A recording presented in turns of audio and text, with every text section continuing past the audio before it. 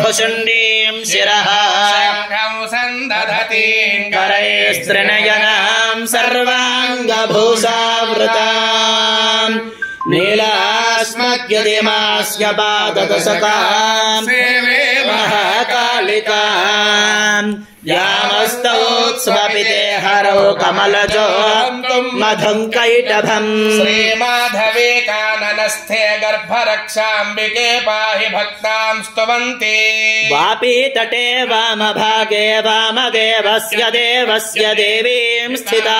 त्वम् मान्या वरेण्या वदान्या पाहि गर्भस्थजन्तून् तथा भक्तलोकान् रक्षापुरे दिव्यसौन्दर्ययुक्ता सुमङ्गल्यधात्री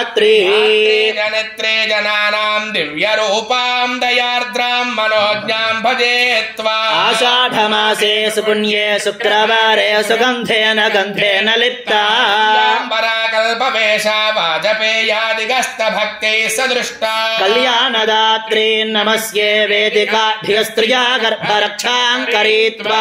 सदा सेवितां ह्रीं गर्भरक्षार्थमारादुपेतैरुपेता ब्रह्मोत्सवे विप्रविथ्यां वाद्यघोषेण तुष्टां रथे सन्निविष्टां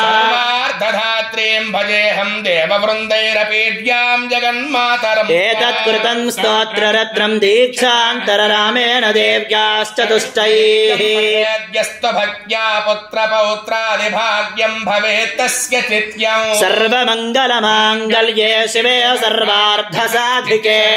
त्र्यम्बके देवि नारायणि नमोऽस्तुते सर्वमङ्गलमाङ्गल्ये शिवे सर्वार्थसाधिके त्र्यम्बके देवि नारायणि नमोऽस्तुते सर्वमङ्गलमाङ्गल्ये शिवे सर्वार्थसाधिके त्र्यम्बके देवि नारायणि नमोऽस्तुते निघ्रस्वैरसमायुतैः इन्द्रायाहि सहस्रयुक् विभ्राष्टिवसनः वायुश्वेतसि कदृकः सर्वविशो वर्णैः नित्यास्तेन चरास्तव